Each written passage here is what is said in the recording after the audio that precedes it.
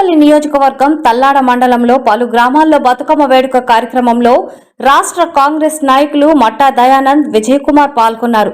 దసరా నవరాత్రులు అమ్మవారి పూజా కార్యక్రమంలో బతుకమ్మ వేడుక కార్యక్రమంలో పాల్గొని మహిళలతో నాయకులు కలిసి బతుకమ్మ ఆటపాటలు ఆడారు రాష్ట్ర నాయకులు.